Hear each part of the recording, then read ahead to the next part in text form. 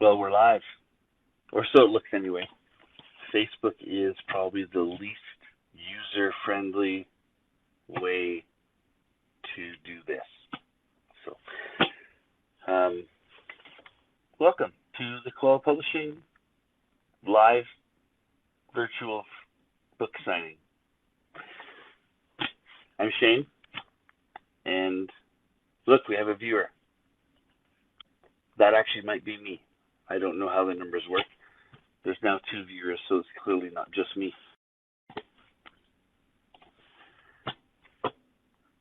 So, if you've been here the last couple of weeks, you've seen some brutal practices with this live Facebook thing. And this is the one part I hate about this. I've watched 100 of these things, and it seems like half the video is the side of someone's face looking at the Facebook thing. I'm going to try really hard to not do that, which means if someone comments, I might miss it. I'm probably going to miss it. But I will promise to go through the comments after the video is done being live, and I will reply and comment to all your comments. So if you have a question, shoot. And when I'm talking to the live people, but I'm going to say a lot of things that might not make sense to a live audience, especially a live audience of 2. But it's because I'm hoping that we can use this video in the future. People are going to watch it, hopefully more than twice in the future. And so I have to be cognizant of the fact that I'm talking to people in the future.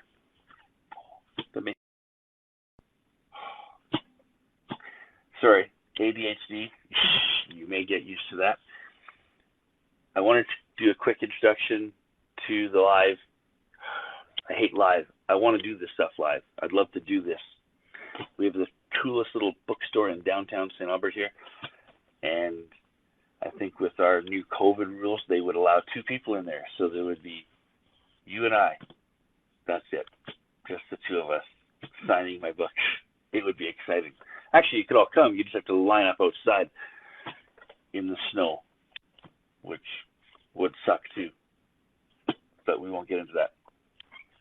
The live virtual book signing of, wait, can you see that book? I think you can see it. It's this. Not enough apparently. So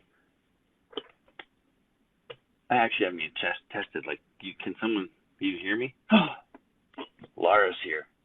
Sorry, Lara, if your name's Lara, but Lara's here. I see comments. Well, that's testing one thing. I wanted to just run through this. I don't want to sit here for 2 hours. I watched another book signing, and I sat with my son and watched a few seconds of it and told him, yes, I've watched hundreds of hours of this stuff, but you end up sitting there watching someone for half this video sitting writing a book. And it's really hard to talk while I'm writing something different without screwing up the books. And we will be talking about screwing up the books, because for those of you who bought this book through a Kickstarter campaign, you've heard the stories, and you'll probably hear most of it again. But this has been a really long ordeal, and people have been waiting for this book for much longer than they should have been. It's a poetry book, for crying out loud. I thought I could put it out in a weekend. But I did want to talk real briefly just about the cover. So that would be my wife and my ex-wife. So that'll be another book.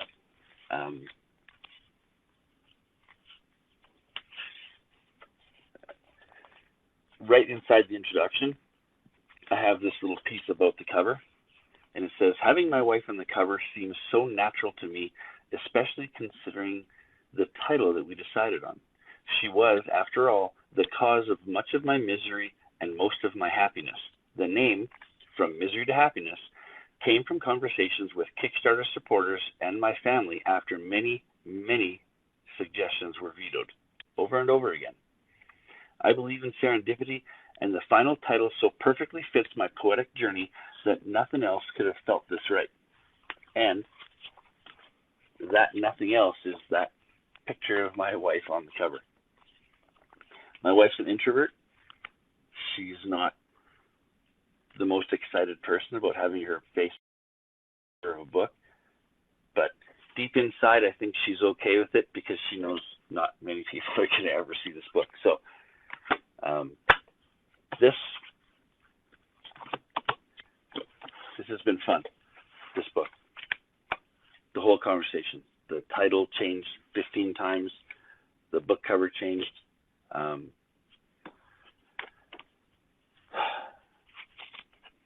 I was going to read the little notes that I put in the book, but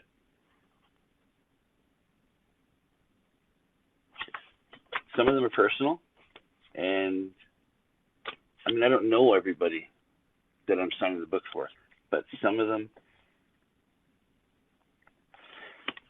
I may have injected a little humor, and I don't want you to think that I'm the class clown. So, so the first book I ever signed is going to be to the most important person in my world, my wife. And I spelled my name right. Congratulations.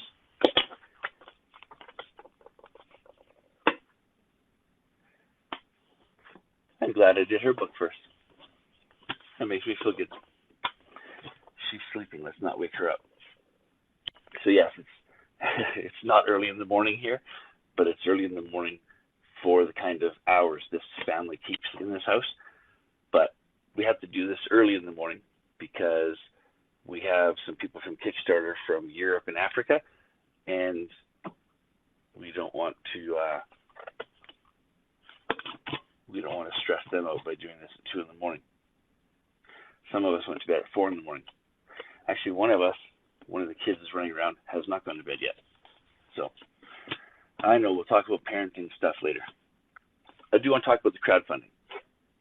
So the reason for this book was I'm writing a nonfiction book that I'm trying to expand my speaking career. I do a lot of public speaking for small groups. I've done, up to a couple hundred, but keynote speaking at conferences and making bigger bucks for larger corporate events, they take, you got to be an author. So I was actually started to take the PowerPoint presentation that I used for those speeches and turn it into a book. It turned into 2 chapters of a book. And so the book's almost soon. And so it will definitely be out in 2021. But I was really nervous. I didn't know what to do with the book. I didn't know how to publish. I'd read some stuff. I'd watched some videos. And I was nervous about, let's not say my ineptitude, let's call it lack of experience in this field. And the idea of making my lack of experience my income for the family, it was stressful. So my wife came on, and everything you see here with Kawali Publishing, you can say however you want. Kawali Publishing. It's because there's a koala bear. But he's our logo. Can you see that? Okay. So, the koala bear is our logo, but we actually have some dissenting opinions on how to say our last name within our family. I just found out how to say it correctly, properly, old school, about 4 years ago. I was in Finland, and some guy, apparently he knows my relatives from Europe, and they say their name differently than I had said it for 46 years. So me, being the fly by the seat of my pants ADHD victim I am, I started saying my name differently after having 9 children and taking my wife, who had a normal name, and took on my name. And I don't think they're super impressed with my ability to just change my name. So Kawali, Kawalalac, Koala Publishing, it made sense. The problem is, in my mind, that if I tell you, hey, go sign up for our newsletter at koalapublishing.com, you are typing Koala Publishing, and you are not finding anything about us. So that's a problem with marketing. And I didn't know how to overcome it. I love the koala bear. We have a son-in-law to be, the father of my first granddaughter, who is from Australia. And I don't know, it just seemed natural to throw the koala bear on everything. But last week, or 2 weeks ago, a podcast that I sponsor online, she actually read, I sponsor her with a company name, and she read it in front of her podcast, and she's like, oh, thanks to new sponsor, Kawali Publishing. And I'm like, ooh, Kawali Publishing. This sounds very Hindu, Indian thing. And I don't know, I kind of liked it. But Kawali Publishing may spell right, it doesn't tell you why he's here. So you say it however you want. In the middle of all this problem of coming up with a company name, editing a book, formatting a book, printing a book, converting it to an ebook, none of these things was natural. I mean, if you've never done them, you don't know how to do them. And I'm one of those personalities that you could come up with something and say, hey, can you do this? And I'd be like, bring it on, let's try it out. We'll figure it out as we go. That doesn't work so much. And this is a whole field. I mean, publishing is a multi-billion-dollar a year industry. And I just thought I could pick it up. Let's go publishing stuff. So there was a lot of learning curve. One of the things I wanted to do was, well, actually I didn't want to do, my wife suggested, was to do crowdfunding. Well, I knew nothing about crowdfunding other than buying stuff on the internet and sometimes getting it and sometimes being happy with it. Rarely really happy. The video for selling stuff on Kickstarter and Indiegogo, great videos, some of them. The thing you get in the mail 6 months later, Kickstarter is about supporting those creative minds, about helping a product launch. It's not necessarily about having the first cool prototype of something that's going to change your life, because it's probably going to make you want a refund. So you have to know where your money's going. And you'll learn that after your first couple Kickstarters, that's for sure. But I didn't know anything about running a Kickstarter campaign. I have to tell you, it's really distracting to look through a window, and every time someone walks by, I'm trying to look at you, but sorry, ADHD. We're going to say that a lot. I say it a lot in the book. Sorry. Where was I? Talking about the crowdfund campaign. I know nothing about crowdfunding. So I do some research, and it's funny because I did some research. I'm going to try not to go off on too many tangents because I could make other video. I could make a whole hour video about crowdfunding. But while we're doing it, okay, well, there's 3 awesome crowdfund. I've watched videos, and these are the ones I want to go with. And my wife is like, I've never heard of the one. I was like, well, I never heard of it either, but I'm watching this video, and it really seems like something that we should use. It turns out they had gone out of business 10 months before I was doing my research. But, yeah, YouTube videos just kind of live forever. So that might have been Facebook. I don't know. It was YouTube. So we ended up with Kickstarter and Indiegogo. And the only thing that people told me online about running the 2 campaigns is not to do it. Okay, running 2 campaigns simultaneously will kill you, and you'll screw them both up. But I can do anything, so I did it. let me tell you, these were not words people pulled out of a hat. These people spoke from experience. And running 2 campaigns, it was not fun. It was not easy. And I'm trying to learn, but what the end goal was, we did no promotion. We never sent an email to anybody letting anyone know we did this. So at the end of the day, we were about 20 days into a 30-day promotion, and the Kickstarter, the organic reach that the Kickstarter campaign received it wasn't astronomically better. In relation to Indiegogo, we had one person view the video, and I wasn't convinced it wasn't me.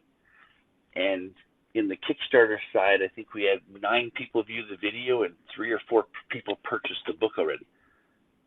And I didn't know how I was going to cram everything I wanted to do in the next 10 days. So we closed the Indiegogo campaign and focused on the Kickstarter, kind of like everybody told us to do before we started the 2. But I wanted to pick one, and now I'm happy that I picked the one that would be best for a poetry book or Kawali publishing. So this whole thing is basically set up. I'm signing books for people who bought this book from the Kawali Publishing Kickstarter From Misery to Happiness, and they paid a lot for an autographed copy. And in my head, I'm just going to sign the books and send them in the mail, because I don't know these people. I'm not going to be able to do a live event like this with them. And then the world turned upside down, and suddenly a live book signing can be done with somebody in Europe and Texas and Africa right now. So, and actually, I actually don't know I'm not sure there's a way to actually see who's online if you don't comment, which is why when you're watching these live videos, you see people always say, hey, say hi in the comment post, because there's no other way to figure out who you are. So there is a way to have someone sitting at that computer telling me who signed up, but it's early in the morning for my family, so there's nobody sitting in the co-captain chair today. It will be for future book launches and future live videos. Well, actually, I'm not actually living in Alberta right now. My home's here, my family's here, but I'm working about 1,000 kilometers that way. So I don't know what the live videos in the future are going to look like. But I want to talk about the crowdfunding.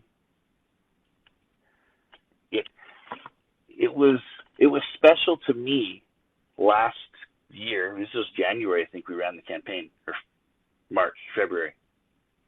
Oh, it was March, because when we set it all up, I'd never heard of COVID, and when we were running it, I was tossing up, is anyone going to buy anything? Because you don't know if you're going to have a job tomorrow, or is the book industry going to survive? I don't know. I do worry strongly about bookstores, and I love bookstores, especially used bookstores.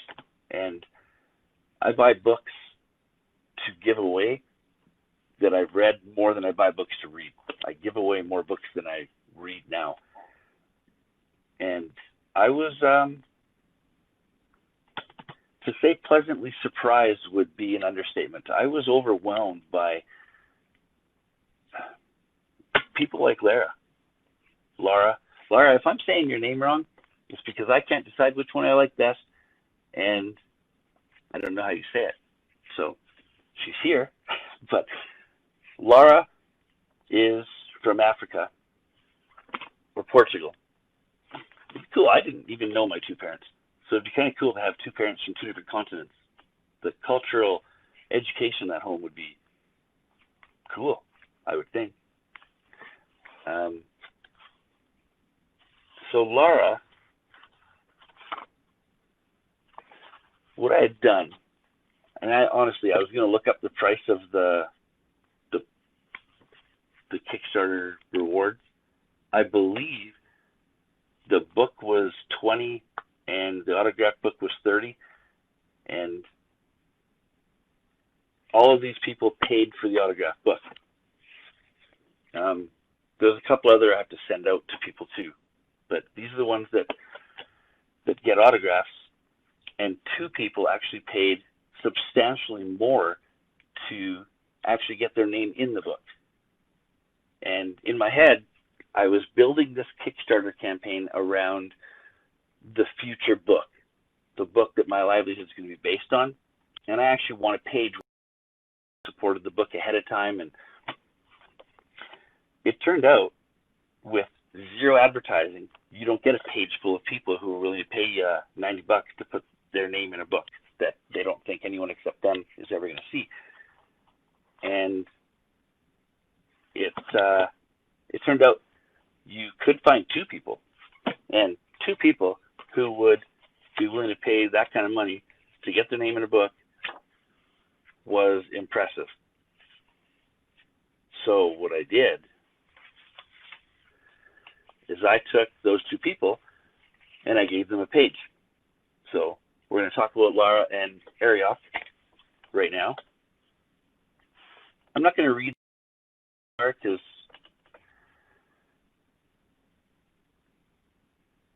well, I don't know. I didn't want to waste all the time, and it really, really, really distracts me to open the book and start reading, because as much as I thought this book was just going to be something I pushed out in a weekend, it's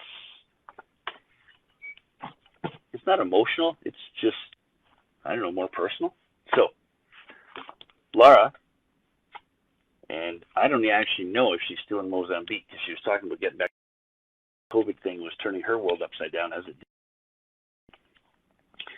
But Lara has supported 1,000 crowdfund campaigns, and I don't know how to tell someone who does that how freaking awesome that is.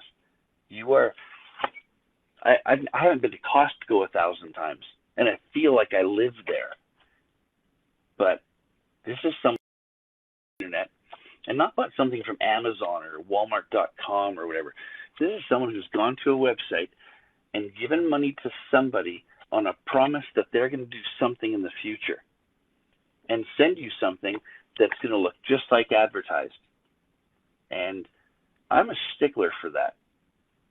I said in the video, and I believed I was going to give you an awesome book, a professional quality book with some amazing poetry and some really weird descriptions that are going to make you think I'm insane. The narrative in the book nailed it. The poetry, I think, is pretty good. My wife, she's not a fan of, and for some reason she thinks that, I don't know what day it happened, but sometime in the past, modern and poetry shouldn't rhyme anymore. And even when I try to read a poem to her,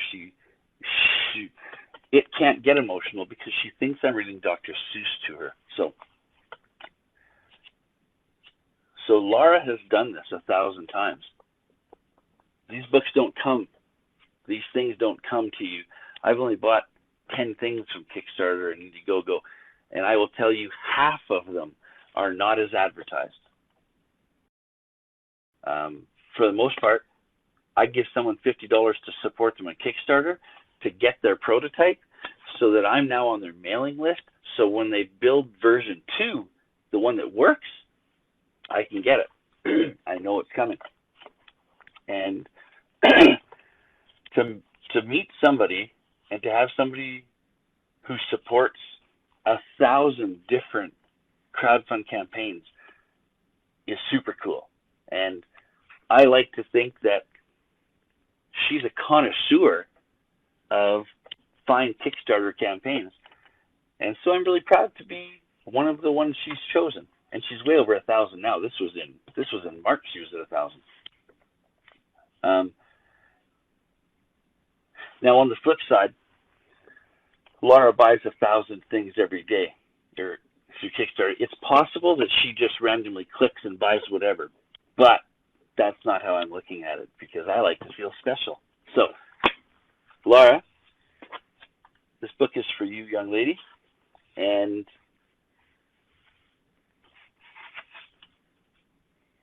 thank you. your generosity, and your love of creative people out there. I can't say enough for what you've done. I mean, there's 1,000 of us out there that are like, whoa, way to go there. So, more than 1,000. You should actually post in here if you actually know how many crowdfunding campaigns you have supported, Laura. I'd be very curious. And if you get the book, in the book there's a website to go to where you can actually read an article about Laura and all the things she supported. And she talks about, 600 Kickstarters and how many Indiegogos, and she talks about other crowdfund. I don't know what other crowdfund sources there are. Those were the two of the three I found that were still in business.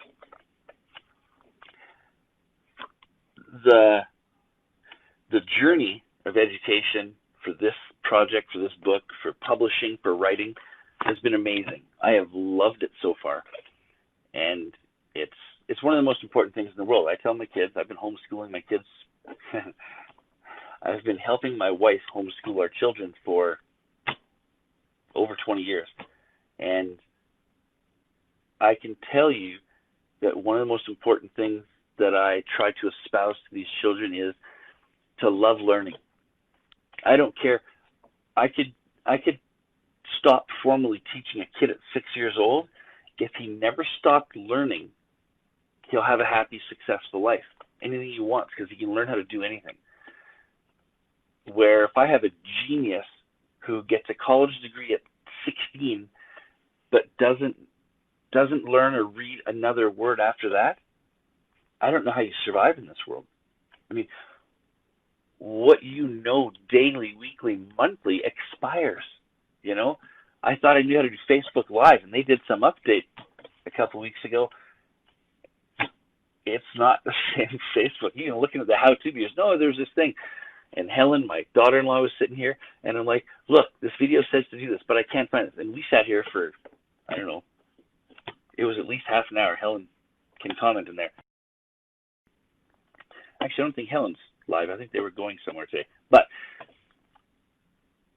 the stuff changes, and you're watching a YouTube video that's 6 months old. Oh, that's pretty current. Nope, none of those things it says to click on are in Facebook anymore. But, I'm going to run through this real quick. I've done a little live video to explain before. What?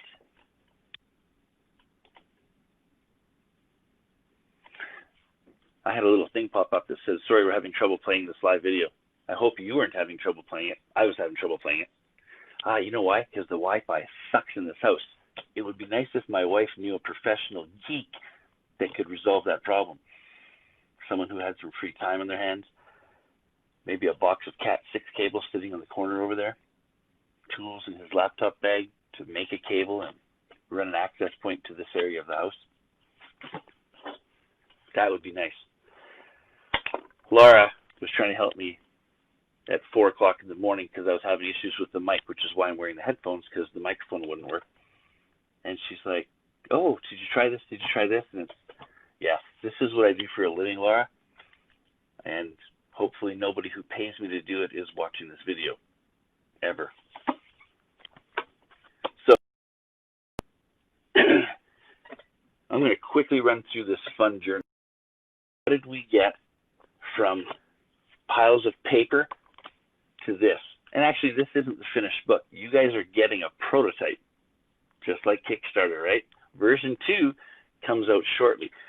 And while it's not better, I decided that I like the matte finish more instead of the glossy. Where is the glossy? You should be able to get more glossy. Anyway, y'all know what glossy is. Oh, I almost got it. Oh, there it is. The bright light, whatever. Y'all know what glossy is. I'm choosing to go with a matte finish. So, starting end of January, anybody that orders this book is going to get a, it'll actually be this one. So, they're the same book. Everything inside is the same. Just the cover is glossy. If you buy from Amazon right now today, you are going to get even a slightly different one because, well, this is what I sent in the first time. I really wanted pink letters. I don't know why. Turns out purple's my favorite color, and if you know anything about graphics, you'll know more than I do, and printing pink is very, very difficult from RGB to CMYK or something, and it turns out the color that I was working with on the computer screen was pink. The color I was printing was purple, and I love purple, so that's like serendipity, sign from God stuff. If you don't believe in God, well, suck it, I do. So this book went to two different sources. Amazon prints for Amazon, and then I formatted as an ebook for the Kindle, which I don't like because Kindles change all the fonts to one font. The same font, the font that they think you want to read, no matter what the author wants. Thank you, Kindle. But when I uploaded this book, it got declined. Now, at the same time, I'm uploading over here at a place called Ingram Spark. Ingram Spark will send this book now. It's in all the libraries. I mean, it's in their system. It's not in libraries, but I would love it if you call your local library or go in and say, hey, can you get From Misery to Happiness by Shane Neal? And maybe they'll get it. Maybe as an ebook, maybe as a paperback. But Ingram Spark, to say they have less rules than Amazon would be hilarious.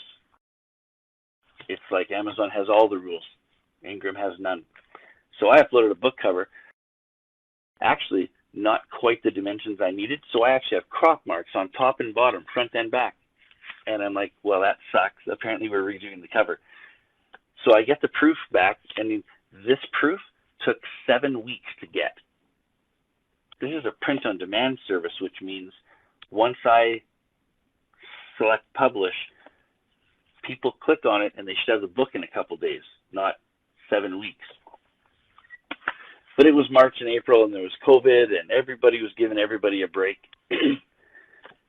But Amazon, with their rules, decided not to allow this book to be published. They said, well, here's the problem. It's only 80 pages, and an 80-page book can't have text in the spine. Now, I hadn't received this one from Ingram Spark yet, so I was like, wow, it can't have text. That sucks. Ingram didn't even tell me that. So I took the text off, republished the book with Amazon, and ordered a couple proof copies. And I actually got the Amazon proof copies the week after the Ingram Spark one. So I got the Ingram Spark one, which I wasn't happy with. I don't know if you can see that the cover, the spine is rounded. It's not flat. And part of it is because, I think all of it is because I went with a matte finish, which Ingram Spark for some reason uses it's like a plastic vellum paper. It's super soft. It's like they took a normal cover and covered it with baby powder. It's really pretty. But it doesn't crease. So it's rounded. I'm not happy with that. Then Amazon sends me this book with this beautiful not for resale bar through the middle, which I don't understand because they charged me exactly what Ingram Spark charged me for the book. So Ingram Spark doesn't care what I do with this book. If it has no errors, sell it. Amazon, no, this is a proof author copy. We realize you paid for it, and we realize you're the author, but you can't sell it or give it away because we put this pretty line through it. Right through my wife's eyeball. The eyes to the soul, Amazon. How dare you? So I get this book, and it's got text on the spine. I call up Amazon. How could it be? I thought you couldn't print on a spine of an 80-page book. And they said, oh, what happened was you uploaded this one. We reviewed it. We kicked it back and said it wouldn't work, so you re-uploaded another one. We approved it. Before that approved copy got uploaded into the system, you ordered a couple of proof copies, and they got built and shipped with the old copy, which is apparently a very common thing to the print-on-demand guys. So if you're writing a book, get your cover and everything done and let it sit for a week so everything syncs up, because there's horror stories out there. Bethany Adazada's got one where she ran her first print, went live with a book she uploaded the day before, went live, and all her followers went crazy buying them. Well, 36 of them or something. But they got the file that she uploaded 5 months earlier that had not been edited. And to this day, she feels horrible that people out there have that copy of the book. But Bethany, I'm going to show you, it could be worse. So I'm telling these guys I want text now. Now I've seen it, I want text. So the copy I sent you with no text, throw it away. I want this. They say, you need 20 more pages. No problem. I slapped 20 pages in the back of the book. I re-uploaded everything. 5 days later, I get this email. Declined. I was like, declined? What do you mean declined? I threw in 20 more pages for you, but you can't have blank pages in a book. Really? Who cares if I'm going to pay you for a book with blank pages? I don't understand, but it's a rule. So I added to the book, and I think they're hilarious. Amazon probably won't think so. So I ordered more proofs, but I get kicked back now. The cover doesn't work. I was like, the cover's getting kicked back by Amazon. They said that pretty pink font you have and those big letters you have in the spine, they don't work because you need to have 1.8 millimeters of blank space on top and bottom of the spine. Okay, but the spine is less than 6 millimeters thick, and you want 3.6 millimeters of blank space, which means I get, well, 2.5 millimeters of text, which will make the letters look like that. Can you read that from there? No, I can't read it from here, so how could you read it from there? I mean, you can if you weren't old and stupid and had better eyes than me. It's not as pretty. I like the pink font. So we went to a publisher locally, and I told people online. We ran these through, and as soon as I saw the small text, I still haven't seen the ones from Amazon with the small text. Actually, did I ever? I don't think I ever saw them, because somebody ordered one from Amazon and got like the actual $8 book, and the cover has the pink text, the one that is illegal to print or something. But anyway, I'm tired of you, Amazon. I'm not following your rules. For a bigger book that has a bigger spine, maybe I will. But for this one, I ordered the books locally printed. They're going to come out, and those books are going to be sold on Amazon. So if you buy a book on Amazon starting in the next week or two, that book will be shipped from St. Albert here, and Matt will take care of that logistics. So Matt knows a lot more about that logistics than I know about anything else we're doing here today. So rest assured you will get your books. The people on Facebook, you can comment when you get your books, because these books are all getting shipped out tomorrow. I don't know how quick it's going to get to Africa, but it should be at Texas before summer, I think. I mean, with COVID shipping and stuff. Anyway, so we're ordering books locally. Now I had run two versions, different covers, one with the black text, all small, and one with the pink text that was larger, through Ingram Spark. But they do the same thing. I upload the new cover with the small text. I order 5 copies. 5 copies cost like $5 more to ship to my door than 1 copy. So I just order 5 at a time. It turns out that they did the same thing, and all 10 of my samples have the pink text in the side, which turns out to be awesome, because I only need to sign 8 books to do this live event. I was going to have to push back till January, February, at the end of January or February, because these aren't going to be ready. But I can use the proof copies I got from Ingram Spark, because they all have the same cover that I didn't plan to have, and none of them have this stupid Amazon not for resale. Not that I'm reselling them, but I did sell them. I pre-sold them. So, Amazon, I'm pre-selling your books. I pre-sold them. So I got 10 of these books.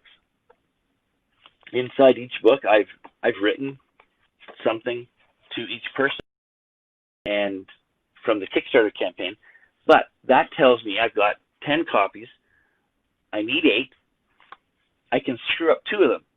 So I'm flipping through these books last night, signing them. And this ain't on Amazon. This is on Ingram Spark. This is print on demand. So, Bethany Adazada, someday in the future, if you're ever watching this video and you think having a book out with unedited text in it, well, imagine printing a book called From Misery to Happiness and opening it up, and it says, hey, prayer by John Calvin. This book's been out of print, as far as I was aware, for 100 years. Turns out, Dustin Benge has taken this public domain book and republished it. Little does he know it's been republished with my gorgeous wife in the cover. Suck it, Dustin. Needless to say, I'm not signing that one for any of you. You're not going to get that copy. It's a collector's item now. I'm actually probably going to read that book now. So, that's where we're at. We are signing my 9 proof copies of From Misery to Happiness. And one of the things I did with all the Kickstarter people, wow, there was like 7, 8 people. I'm like, oh, that is so cool. I hope you're not commenting, guys, because I'm not seeing anything. Oh, I had to scroll down. You guys are saying a lot, but I have nobody to read it right now. So I don't want you to watch me live read text. Is that worse than not reading your text? Comment in there and let me know. But I'm not reading it, so it won't really help you. I sent an email out to the crowdfund campaign supporters, and I asked them, because legit, this was an experiment. How on earth did you find this little poetry book in the middle of the sea of crap on Kickstarter? How'd you find it? And I got a lot of different responses back. But this one guy says, oh, I just went to Kickstarter to post an update to my campaign for my poetry book, and I saw your poetry book and said, hey, let's support someone else's poetry book. And I'm like, dude, that's awesome. I'm going to do the same thing for you. But his campaign was closed, so I couldn't buy his book. But his book was released, so I could go to Amazon and buy it. And I did. And it was another nightmare. But I've read poets for a long time. I've never loved. All right, we're back. And I hope that when this is all put together, it looks like I know what I'm doing. I will tell you right now, it has been a team effort this week.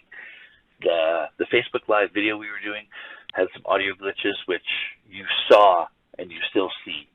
It took out like a second here and there for some bizarre reason. And it always seemed to do it right when I said someone's name or something, and you didn't know whose name I said. And sometimes it sounds like words changed. It's been frustrating. But in true spirit, the book launch for From Misery to Happiness, the book signing thing that we're doing, that we did 2 days ago that now we're editing, the purpose of this book was to teach me about the publishing and writing industry. And a year ago when we started the journey, I said, I want to do book launches. Well, actually, my wife said she wanted to do book launches, and Helen said she'd take on the book launches. And so Helen and I did a lot of work to get here, trying to figure out the Facebook Live. And now that we've done it and we've seen the glitches, and my son Raymond, who knows way more about this stuff, has come in and said, Dad, you need to not use Facebook Live. You stream through this service, and then you just paste the link in here. I've learned a lot, which was the whole purpose of this book. And although I would have loved to have just pawned off all this editing stuff on Raymond, who loves this stuff, I just actually was talking to him last night, and he's like, "Oh, Dad, you got to follow my Twitch account." And just, and I think Twitch is on my laptop now. I can just sit and watch him play video games. Just let that stream at night, and I enjoy that connection with my kids. I don't know who Manly Statler is, but apparently that's how I watch my son on Twitch. But his experience with this video stuff, how he's learned it, I mean, he's homeschooled, so we gave a lot of freedom to learn what you want to learn, as long as you want to keep learning. And the kid has taken that. He came over, he set up some software in here so I could do this, and apparently I'm doing the post-editing because his job keeps him crazy busy over the holidays. This is the worst time to ask him for help, and here I am asking for help. So his assistance has been in the form of teaching me, which is what this book was for. Learn about publishing, learn about writing, learn about post-editing video. No, that's not what it was for, but that's what it's turned into, because in a world where I can't sit in a bookstore and do live book signings, we do this a lot more. And it's a good thing, because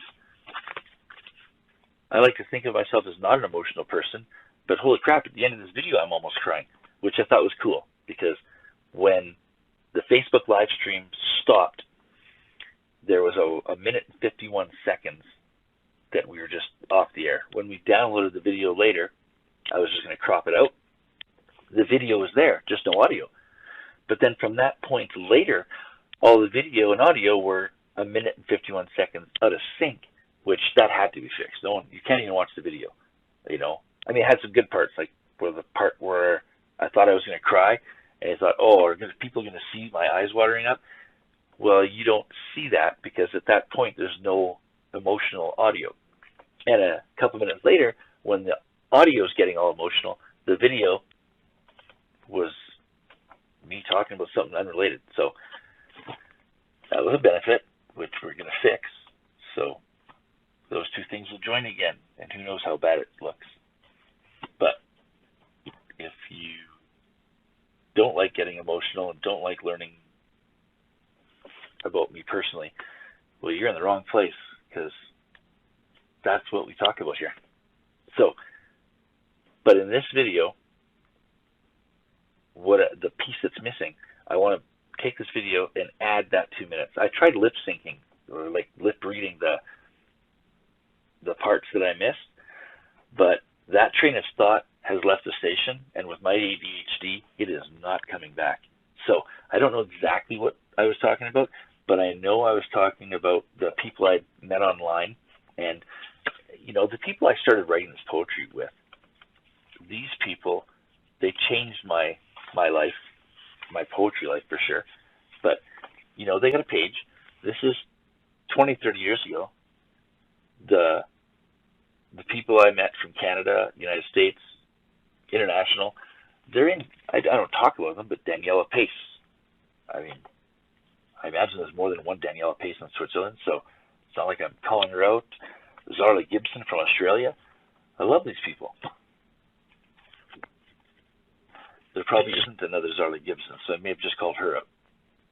Maybe Zarla's a real popular name down under. Who knows, might, but I have no idea. But I was talking about these people, and the journey that I got to get here, not just with the poetry book, but with the publishing, learning how all this stuff works. Without people like Joanna Penn, you know, the 100 hours, 200, 300, 400 hours of podcasts I've listened to for the Creative Pen have changed me so much. The educational content, like I got myself a BA in poetry or writing or publishing or something just from her podcast. It's astounding. And the hours I've spent, you know, I fall asleep at night watching videos from, you know, 20, 30 different people over and over and over. And Derek Murphy, if you ever watch this, dude changed my life, you know, 100% changed my life. So, yeah, I was talking about Bethany Adizada, and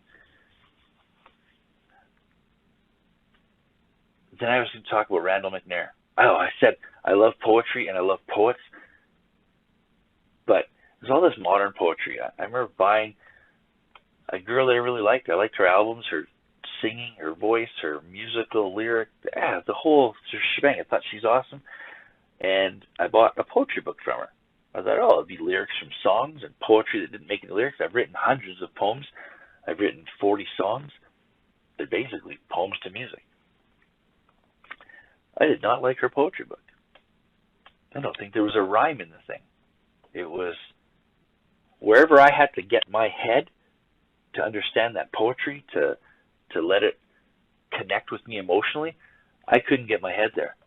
And I'm all about the imagination, the creativity, the whatever it takes, I do it. And Randall McNair, I don't know how I got that one, but this guy's poetry book touched me. I connected with it. So his poetry book is called Dispatches from a Swinging Door Saloon, and you can pick it up at barpoems.com. Search it, Google it, Bits of Steak Press. I think it's just bitsofsteak.com. But if you go to barpoems.com, it takes you right to his Amazon page, and you can pick up his book there. The guy said he wrote his poems through 10 years of keeping a bar stool warm, and I believe it. I read his poems, and they connect with me emotionally, professionally. I learned about his job. He's just a normal middle-class American worker, stamping a time clock every day and doing his job. But in reading his poems, I felt like I woke up on a couch like this with him on a Sunday morning, reading through bar napkins he wrote the night before. And I just love the stuff. So it's just missing that description. I love the descriptions, and I'd really like to know where some of these poems came from and how they came about, what inspired them. That's why I love the descriptions that I put in the book, in this poetry book. It's not just the poem. It's the journey that I took to write it.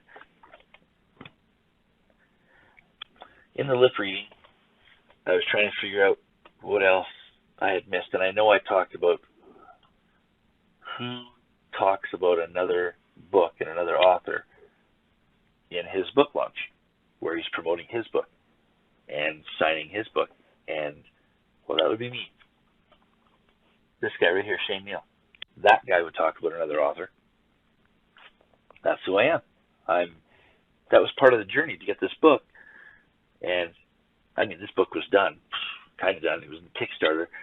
And when I first heard of Randall McNair, and, I mean, if you don't want to hear about my life and hear about the journey, then you're in the wrong place. However you got here, if you say TMI all the time and you don't like hearing about someone else's innermost personal thoughts, and you need to find out how you got here and unfollow that person or stop clicking on that link, because that's what you're getting. So Koala Publishing, although it's a family business, right now I'm the face of it. Whether I'm going to be face for long or forever, I mean, I am clearly not the best looking member of this family. So you're hopefully going to see other people, but you're definitely going to hear about other books, and you're going to hear about other authors. Cindy McDonald, man, her book is just in the infancy stage. I mean, it's in the nest. But hearing her story, conquering depression, and I don't know what it is. I've never been depressed. I'm a happy-go-lucky. Always see the silver lining, you know. Laying in a hospital bed, can't feel anything below my waist, you know. Broken back, you're going to walk again, but you got a separated hip. 2 discs have to be replaced. Just, hey, I'm a silver lining guy. I'm like, well, that guy across from me, that guy's messed up. I'm doing okay. I'm going to walk again someday. And you'll hear about that journey at some point in one of these videos. But in hearing Cindy's journey with depression, I'm like, well, I can't really relate, but I've been close to people with depression. Suicide has touched my life immensely, but I mean, Cindy didn't commit suicide. I mean, she's writing a book. You probably figured that out. But the fact that she's writing a book, hey, I might publish the book for her. She may publish it, but I'm going to help her in any way possible.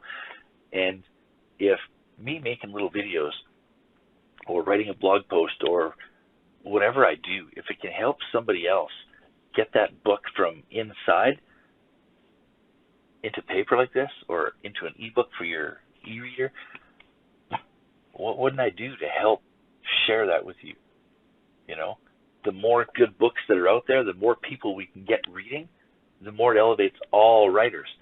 And that's way more important than my personal achievements in writing.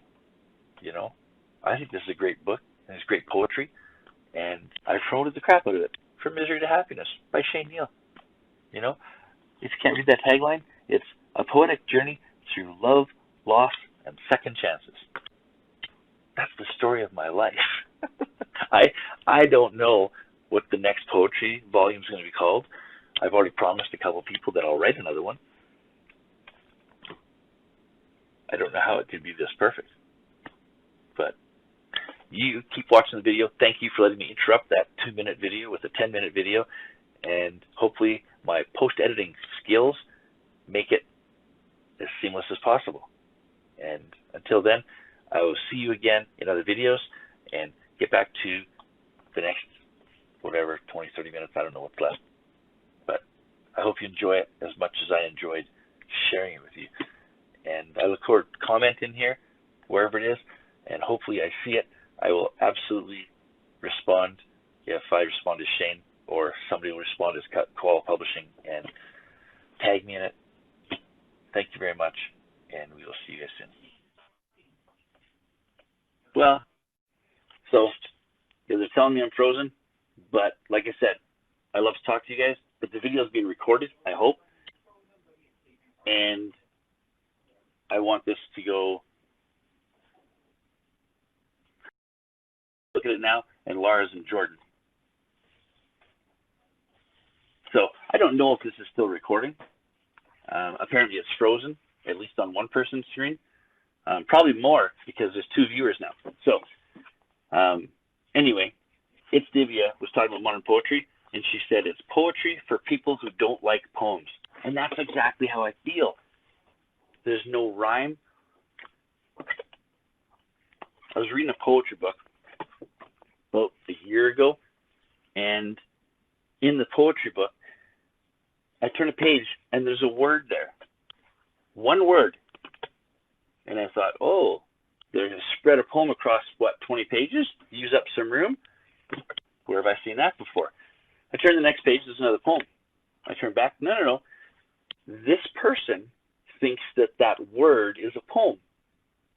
And I thought about that long and hard. I mean, could a word be a poem? I mean, poetry has a definition. I don't know it, but I know what a word is. A word is a bunch of letters put together to make sense. I know a sentence is a story. A poem is a bunch of sentences or stanzas or paragraphs put together to portray some meaning. I don't know how your definition of poem works with a word, because it's not a poem, it's a word. Now, right now, there's poets out there and people who read a lot more than me thinking, this guy doesn't know what he's talking about, because a poem can be a word. Maybe it can, but not to It's Divya and not to me. So other people online, YouTube, blogs, podcasts,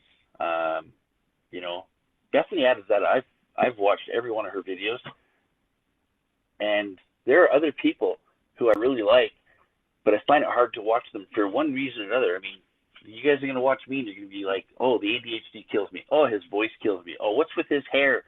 I don't know. Something's going to bug you. And I say hair not because I don't know how to go there without being a horrible person. But like publishing with Dale Roberts, Dale L. Roberts, or Dale Roberts, I don't know. Great videos. I love the guy. And very heartfelt. I mean, you want to talk to people who have done well or made mistakes, and he's right there talking about them. Love the guy. I watched reviews on YouTube from this this young lady. Sorry, Steph. But she's a student, I think, in Toronto. I don't know what university or college she's at, but she's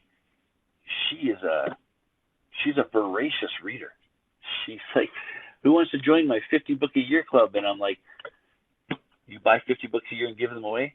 No, she reads 50 books a year, and she just recently did a video, I think over Thanksgiving, where she read a book in a week. And feel free to pick up my book and read it in a weekend. No problem. My children could read this one in a weekend. So she was reading like War and Peace. It was like a phone book, which that's old. Most of you don't know what a phone book is. It's the thing that wives used to use to hit their husbands that didn't leave bruises, but it hurt. I am going to talk about the hair because I need to talk about Derek Murphy. Probably the YouTube channel I've watched the most. I think I've watched every one of his videos once or twice, and some I've watched 3 or 4 times. He used to do cover design. He's got a PhD in some English literature thing that you get PhDs in. I don't know what that gets. Maybe he could teach English. I don't know. But the guy is, I fell in love with his hair. It's weird. And my wife's going to think it's weird that I said that. But it was like he just woke up and had an idea. Oh, I got to talk to people about this. Sat down. And his hair's crazy. His hair's off to the side. He's got a hat on. He just doesn't care. And I love that guy. So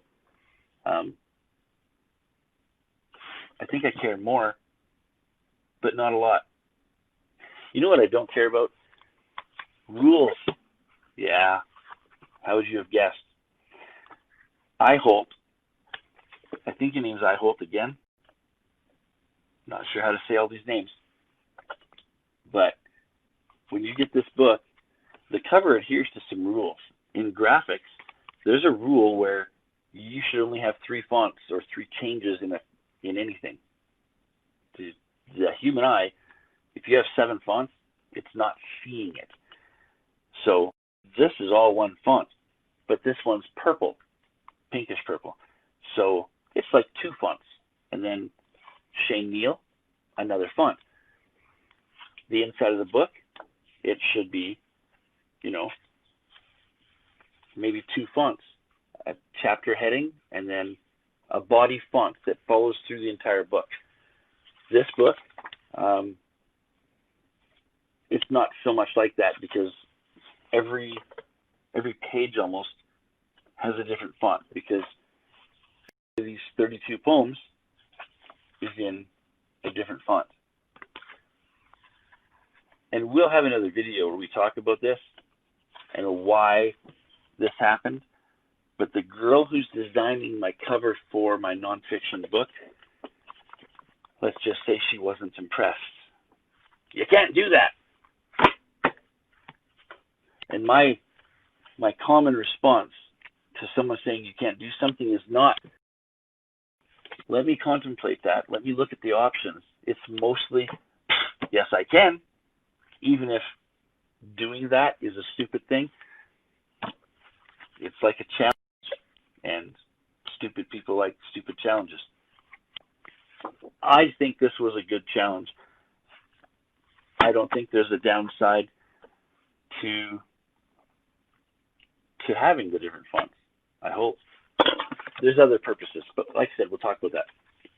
But, so this book was ready to print. We had the cover problem, so I'm reworking it. But now I had a couple physical copies of a book that had screwed up covers. I gave those to 2 people, Chantel, my daughter, and who was homeschooled virtually her whole life. And a young lady I work with named Suzanne's was Derek. And you're wondering, how did he get was Derek right? Okay, because I know this lady. Okay, when I don't know how to say Laura, here's what I want you to think about. And I've loved this. I don't know who said, but never, ever, ever make fun of somebody for saying something wrong or different. Someone who says something wrong is saying it wrong because they learned it from reading. And anyone who reads, the hero in my book. Okay? There's a line in this book that says books are made, or books can only hold up monitors, because I see a lot of books holding up computer monitors in my line of work. People who read books change the world. But you don't know how to say the word. I don't know how to say Lara or Lara because I've never heard it. Just haven't heard Lara's version of it. So say I hold. It's ha ha ha, he said I hold. Wrong. It should be, hey, that guy learned how to say I hold's name from reading it. And J.R.R. Tolkien, you've said names wrong. So this one's for you, buddy. I hope your book is almost in the mail. I did want to talk about, not just Chantel and Suzanne, but I actually gave Designed by Cat credit in here for the cover for helping out, because clearly me and the crop marks, I don't know how to use the graphic software. But this is a test book. I wasn't paying $500 or $800 for this cover. I was just spitting it out to test this book. I also gave some cover design assistance credit here to a Facebook group called Does My Book Cover Suck? In short, the answer was yes. I thought it was awesome. I worked hard on it. We figured out the name. I got the picture. I picked the fonts and the colors, and I uploaded it. And those people who have done book covers for a long time and who buy books and who understand genres and who understand, they said, no, that doesn't work right now. So we only changed a couple things: the font, the color, the positioning, the back. And they did want to change the face because, well, they were saying you should only have your face on a book if you're famous. If that face is selling the book, and the only poetry book with a face on, you can go to Amazon and look through poetry book after poetry book, and there's one out there with Tupac. There's no way on this earth I would buy a book with Tupac on the cover before I'd buy a book with this hottie. It's just not happening. Now, 400 million rap fans just lost their mind. I'm not following this guy. Close. Viewers aren't going down. Apparently, there's not a lot of rap fans watching this live video. So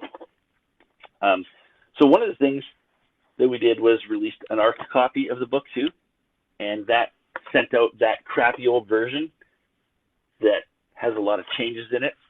Not so much in the poetry. If you had an ARC copy and you read the poetry, you enjoyed it, and you didn't care about the narrative descriptions in the book, we haven't even really talked about that, but every poem has a poem, and then the description tells what I was feeling, who inspired it, who it's dedicated to, and every poem has a lesson at the bottom, something I learned in writing the poem or living what the poem is about, or something I think would be a valuable lesson for you to take home from the poem. So the format hasn't changed. The descriptions, a lot of things changed. Not so much the spirit of the meaning. So if you read the ARC copy and you're happy, don't buy the book. Waste of money. I mean, it's 99 cents to buy another copy. If you buy it on the Kawali publishing page, not so much Amazon. It's not on sale there right now. But the ARC readers, I sent them out copies to find spelling mistakes. I didn't know what ARC readers did. One of the things I got from ARC readers, though, I'm going to say two things, because Heather Howe changed the book. I got to read you this, because at the back of this book, there's this page here. There's actually 3 pages that did not exist before Heather Howe read this book and commented on it. And this is what I wrote for Heather. This was actually one of the vetoed book titles, Lessons in Love. For a while, the lessons were a major focus of the poetry book. There was some slight detouring, and the lessons took a backseat on the cover as well as in the body of the book. Heather Howe was one of our ARC readers, advanced reader copies, and in her suggestions, she thought it would be nice to see all of the lessons combined at the end of the book. Let this be a lesson to you that you should sign up at our website to be an ARC reader for future books, KawaliPublishing.com, or KoalaPublishing.com, not spelled like our buddy here. He's a name. Not only was Heather's opinion considered, but she helped bring the lessons back to life for me. Sometimes I don't see the forest for the trees. Thank you, Heather. So, all of the lessons from all of the 32 poems are all listed. To be honest, I don't know how something that it was the reason I wrote the book. The first time I put it back together in the 90s, the first reason I put it together was to talk about lessons in love. Some good, some not so good, which you'll find because the lessons haven't changed and neither have the poems. A couple of them have been deleted, but so then another ARC reader, and this ARC reader actually purchased the book from Kickstarter, so they get an autographed copy. But the response I got in the email from this ARC reader, my instant reply was, "Hey, are you a writer?" Because I don't know, the command of the English language. I felt like I was reading a book in this 1-page review of my book. It was really, I wanted to read more Billy Rose Falcon. Where can I find some Billy Rose Falcon? And Billy Rose Falcon has not written a book, or so Billy Rose Falcon says. But the funny thing about Shane Neal and Billy Rose Falcon is neither of those people exist. So I don't actually know who Billy Rose Falcon is. I wanted to give Billy Rose Falcon some credit on the back cover, and where Billy Rose Falcon says, yes, go right ahead and cut and crop my words and stick them on your back cover, but with that name, because Billy Rose Falcon is private like my wife. So I don't even know if Billy Rose Falcon is a guy or girl. I just don't know. But I did write. I didn't write. Billy Rose Falcon wrote, a unique perspective on some of life's major challenges. He maintains his writing style from start to finish. That's weird. Keeping the reader both entertained and in anticipation for what his next piece could reveal, stays true to himself and to those who have inspired him. Those are awesome words. Those are awesome words. And that was Billy Rose Falcon, self-proclaimed cultivator of passion. Billy Rose Falcon. It is my honor to sign a book to you. I really, really, really look forward to reading a book from you, because I think you're an amazing writer. You don't have to be an amazing writer to publish a book, though, and here we are. And I want to say, too, this book exists in ebook format. You can get it from Amazon as a Mobi file. You can also get it from everywhere else as an EPUB, and I think it's available as a PDF on our Kawali Publishing website, too. Right now, the ebook's on sale for 99 cents. We're doing that every time we release a book. So 10 years from now, when we publish our 15th book, all 15 books will be on sale for 99 cents for a day, a week, a month, I don't know. So the ebook was the bane of my existence for a while, even before I was writing one, because I helped my mother publish a book years ago. I didn't help. I basically designed her first cover just to help her out because she had no money, and I was the best graphic artist she knew. She doesn't get out much, okay? Um, but I did take her paperback book, and in that experience, I learned a whole lot about how to properly format a Word document or a document to turn into an ebook, because the simplest little tab can just wreck a chapter so fast. So, um, in making these ebooks, and you know what? I'm signing a book to my mother, which I would have done anyway. I'm kind of a Scrooge, and I tell people, it feels like, oh, do I get a free copy? No, there's no free copies. I paid for this. This is my livelihood. This isn't really my livelihood, and I will probably get free copies. I will be giving a copy to our library, or two, if they'll take two, because I love libraries, and I think people would enjoy the book. And I would have given one to my mother.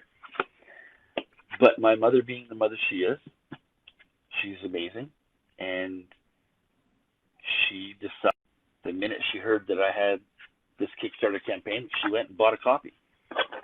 So I'm not signing this just because I love my mother. I'm signing this because I have to, because she paid for it. So, and I haven't screwed one up yet. But for sure I'd spell my name wrong on one of these things. And there's only two left, which means I got a 50-50 chance of having to use that spare book back there. We've talked about this crazy printing thing.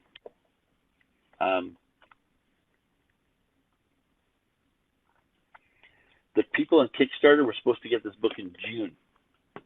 It's December. It's the end of December, and I thought we were doing this at the beginning of June. We are nowhere near where we thought we were. It took 5 months to get this cover done. And that wasn't all Amazon and Ingram Sparks' fault or Canada Post. Some of it was me moving so far away. You know, the books that get delivered here, it would take me 2 weeks to get them there. The last 2 books that showed up, the 2 from the local press, they cost me $70 to have couriered overnight, so I'd have them. And then I got them on Tuesday, I think. So I never did ask for any of that money back, but overnight delivery, thanks Canada Post, you suck. But the people that bought this on Kickstarter, so Laura was one of the 2 people that's in the Kickstarter acknowledgement section. The other person here is a guy named Ariok. Okay, now I don't know Ariok from a hole in the ground, but I'll tell you what I can tell about this guy. I asked what their favorite Kickstarters were, what they've done in the past and stuff. You think, I'm looking at Ariok's numbers, and he supported, at that time, over 300 crowdfund campaigns. And I was overwhelmed. And I'm looking at this, and I'm asking him, so when did you start? When did this? And he says, well, like up until last month, I'd only supported 10. And I'm like, 10? Like, you supported 100 new campaigns each month of the last couple months. And I'm like, that doesn't even make sense. How can you afford that? Why would you do that? You're going on Kickstarter every day and buying 3 things. That seemed ludicrous. But here's this guy, and was that he wants to support these people because times are tough. Some of these people are on Kickstarter trying to publish a book so they can sell copies of this book because they don't have money to put food on their kids' table. They've lost a $60,000 a year job. They're getting a pittance from the government to help transition because their job will be back next month, which that ain't happening. For skip the dishes or Uber Eats to eat so they can feed their children and pay their rent. And here's this guy taking all this money and supporting everything he can find. And I don't know what to say to people like Lara and Ariok, other than you blow me away.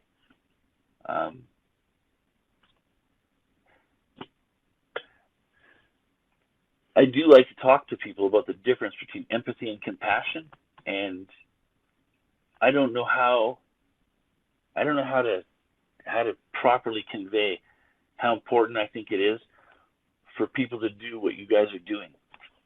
And you're not talking about it, you're doing it. And you know, I tell people, like, I try to spend $100 a month. I have for years, helping the little guy. You know, some little news media outlet wants to compete against CBC in Canada. That's a tough gig. These guys get like $800 million a year from the federal government. And how do you compete with that? You know, how did WestJet start an airline when the Canadian government is paying Air Canada $600 million every time they decide they want to buy another airline? You know, it's insane that our tax dollars in Canada pay for that stuff. But the world used to be smaller. And when you knew all your neighbors and somebody was on tough times, you supported them through a donation, through helping to build a barn, through bringing casserole over to their house, through just tithing to a church, and the church helped support them. We don't have that sense of community anymore. And to see people supporting people they've never heard of in any way. I mean, but just buying this book for $30 just to get an autograph? No, none of you guys needs my autograph. None of you wants my autograph. Okay? You did this to support. Well, maybe some of you want an autograph. It might be worth something someday. I'll autograph the Calvin book for you, and you can. That'll be worth something one day. I just want you guys to know that someone recognizes what your compassion is doing for the world. Ariok, your book is in the mail tomorrow, buddy.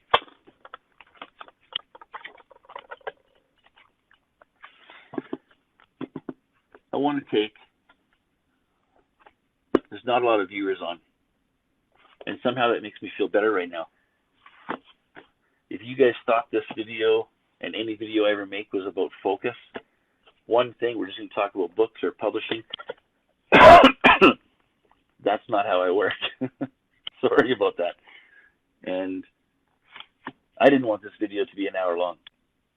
We're an hour and 12 minutes into it. I don't know how many dead spots you saw in it.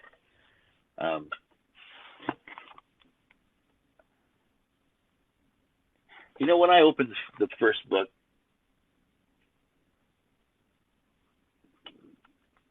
somebody asked me if it was emotional. It was more business to me, but after that weekend, I had given one of the books to somebody, and that person handed it back and came in and said they cried at one of the poems. Now, how a book could be emotional to somebody else but not to me, the author, the father, this is a lot of work to me. And I think that's part of it, because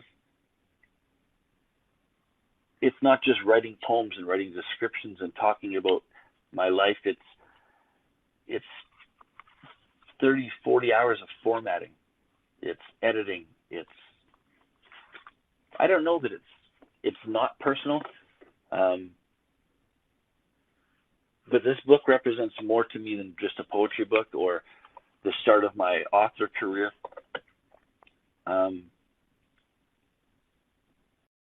I don't know that it brought my family together. We were never apart. I mean, my wife has made sure that my children, they're better children than I was. Let's put it that way. And I can't take credit for that, because clearly you can only teach what you know. And I was not a good child, a good son, a good brother. Hopefully I've been a better father. I think I have. It's hard to give my wife 100% of the credit, and my kids are all amazing. I haven't talked about it today, but in the book, I talk about something I picked up from another book, and it was in my divorce, where my only goal in life is to guide, protect, and provide for the wife I choose and the children I raise. And a lot of stuff falls into guide, protect, and provide, but not a lot of it's the emotional part. which is a problem. If you're a man who has a personality that's emotional, I don't know that you could live with my life philosophy. At the same time, my life philosophy may be guide, protect, and provide, but I take some responsibility for the emotional well-being of my children, because that's guiding. I think they need to be emotionally well-rounded. I can't do that on my own, because you can't teach what you don't know. This book represents to me the start of a family business involved. Some of the family has zero interest. You know, my 9-year-old, she's like, "Oh, can I write the children's books?" So we have a family publishing, Kawali Publishing. So Kawali publishing.com. And yeah, she instantly, "Oh, we have a publishing company. I'm in charge of children's books." And that little girl sat up for nights while I proofread poems and redid formatting, changed fonts. She's a trooper, because I don't think she enjoys poetry any more than my wife does. But I will tell you something that I know about family. Family sucks. Now, on our Facebook page or our website, I use one of my favorite quotes from Michael J. Fox. One of my favorite quotes from anybody. But Michael J. Fox says, "Family is not an important thing. It's everything." You can't get rid of family. You're here. But at the same time, because family's here, they're not going to go away. I mean, living through a divorce, I'm living proof that family can go away. But I'm stubborn, and, well, I tell everybody that my wife took me back because she got tired of my begging.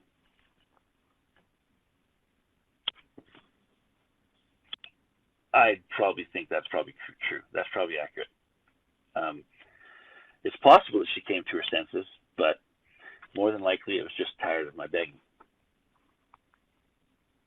But if one of the reasons we got divorced was because I treat family like crap, it's not that I'm an ass. I mean, I am. Jerk with a capital J, but I think everybody inherently treats family and they would treat a stranger on the street. And I struggle with that. I work hard. And my wife thinks that the detour is about her, I'm sure. And it should be. She would deserve an explanation for some of the crap that comes out of my mouth, I'm sure. But she has a niece who I haven't been the nicest to. I loved this kid as a child. I mean, my daughter or my wife babysat her, any other kid she ever babysat. And, you know, she had babies young, and I love babies. Anyone who knows me knows I love babies. So I treated her kids like my kids. And she was a single mom, and single moms hold a special place in my heart because I was raised by a single mom. Children raised by single moms have a more special place in my heart. And I've always loved this girl, but I did not always let her know. And that's the jerk. And it's a horrible personality trait, and I work hard to get rid of it to this day. But I get a lot of family members. Like, I didn't promote this Kickstarter campaign to anybody, you know.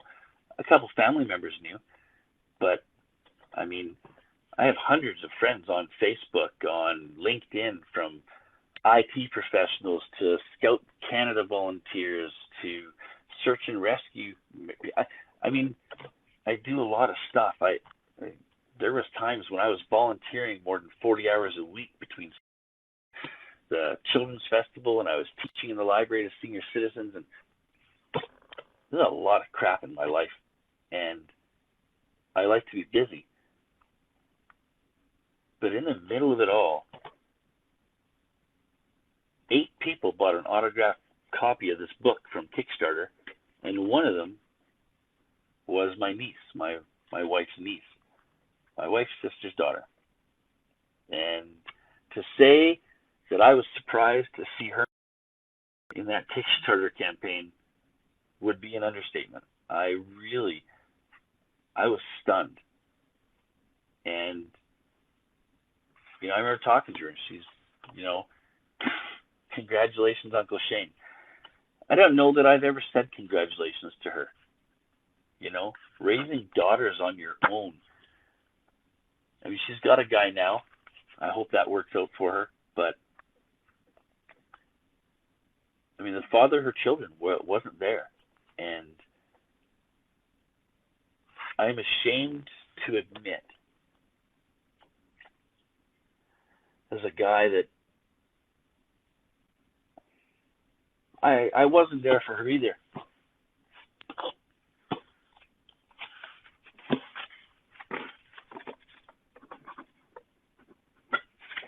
I suck sometimes.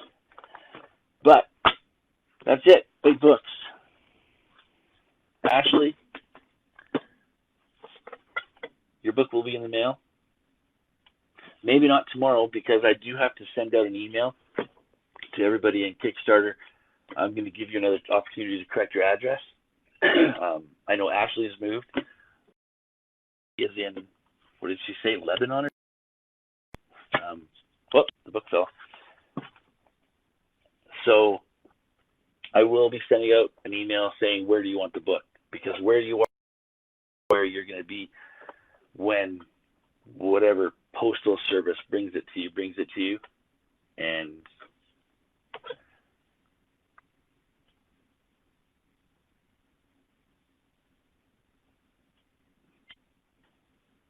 I didn't want dead air. Thank you guys for checking out the live launch of our first book, my first book, Kawali Publishing's first book. And we will be doing this again. Lots. There's another children's book coming out soon. In the spring, summer, probably June. Now that I know how long it takes to edit and do proof copies and stuff, hopefully things speed up. And I'm hoping with that launch that we also have the audiobook of From Misery to Happiness available. We are absolutely doing an audiobook, and I'm very excited about it. And other than that, I will go in and comment right now on the comments you all left, and for coming, checking this out and supporting the book. Those of you that paid for this, your support, I appreciated it. The lessons I've learned in doing this book and this crowdfund launch have been more than adequate, and adequate was my goal. I was shooting for adequate here. So thank you very much. Well, have a great day, and Merry Christmas and Happy New Year to everybody. I hope you get to hang out with family, and I have the rest of today to go hug some grandbabies, and then I'm back to BC. So have a great day, everybody. Thank you.